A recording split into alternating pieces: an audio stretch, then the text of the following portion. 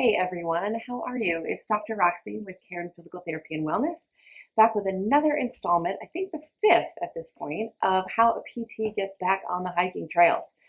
So I've been doing my icing, I've been doing my range of motion, I've been doing my resting, I've been, using my inserts, I've been doing my soft tissue mobilization. All of those videos you can see on my YouTube channel.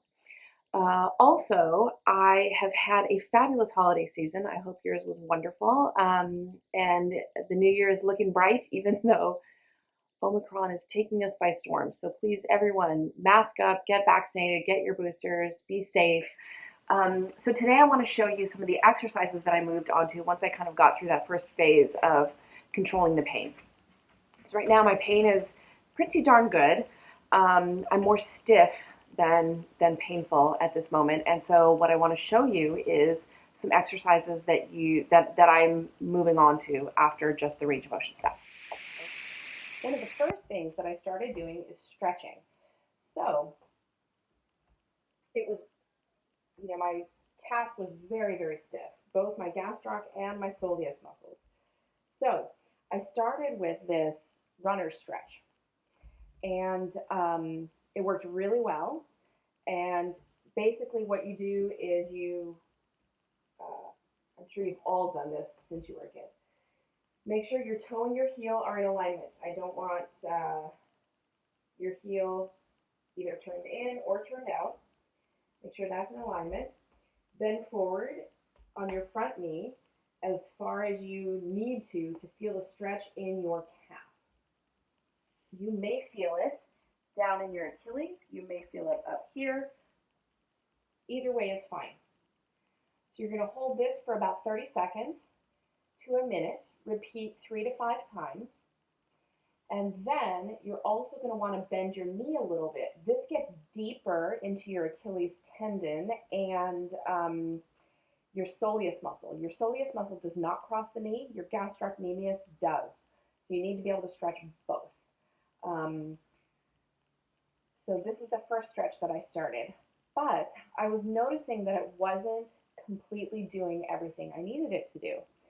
So I added a different stretch. The stretch that I wanted to add incorporates my plantar fascia. So I thought, well, I'll just grab my toe. I'm flexible enough to do that. I'll just grab my toe and stretch. I'll get a nice stretch in my hamstring, my gastroc, and my plantar fascia. This worked for maybe a day, but then stopped working. Wasn't strong enough of a stretch. So I got this lovely little stretching strap specifically for plantar fascia, and I will link to it below or at the end of the video so that you know where to get it if you should be interested. And it just fits on here. Your heel fits through that hole, and you can stretch this way. This, for whatever reason, just gave me a much deeper stretch. I think, I'm able to sit up a little taller, and this does that, pulling of my toe for me, and I'm able to get a great stretch this way, and this really helped. So again, I used this for 30 seconds to a minute, 3 times, probably 2 or 3 times a day, to really get flexible and really open up the space and the movement for my tissues. So that's that. Those are the 2 stretches that I did. Then I thought I need to start strengthening. So I thought, well, I will just do some heel raises. So I'll stand, maybe hold on to a counter for balance if I need to, and just raise up on my toes.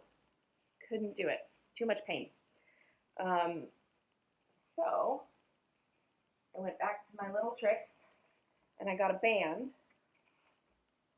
and I started doing this. Right? Wrap it around the ball of your foot and push into plantar flexion. I started with 3 sets of 10. I was kind of able to do, I couldn't quite get the 3rd set done. I got real tired. So I started with 3 sets of 10. The thing that you want to look at when you're doing this is not just, oh, just crank them out, no, no, no, no, no, great. But you want to have control in your muscle while you're doing it.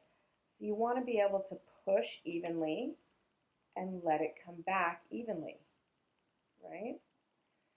You don't necessarily want to see this when you're coming back. That means the muscle is not coordinating well.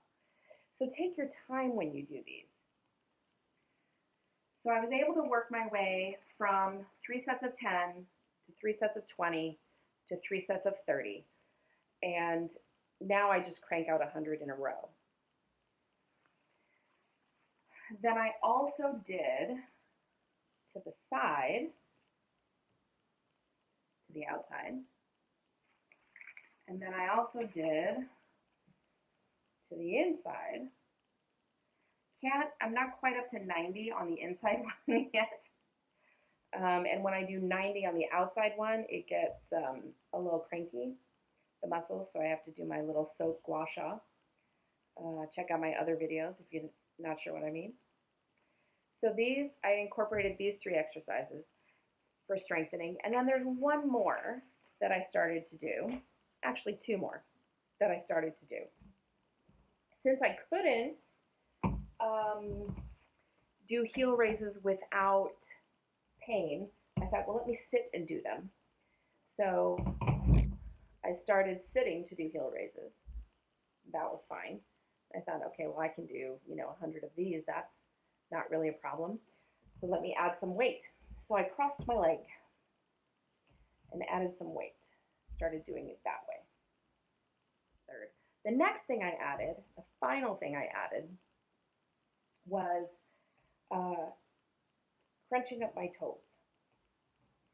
A lot of times people add like a towel, pick up the towel, things like that. And you can certainly do that. I just would sit while I was working, doing something or whatever, and I would just pull my toes towards my heel. That's how I started. Okay, so stretching while standing, stretching with the stretching strap, strengthening with the band, strengthening on the floor, heel raises and toe curls. And that's it for the initial strengthening bit. I'll see you in a day or two with some balance stuff that I started incorporating, because that's critical. Until then, let me know if you have any questions, and have a great week, and I'll see you next time. Be well.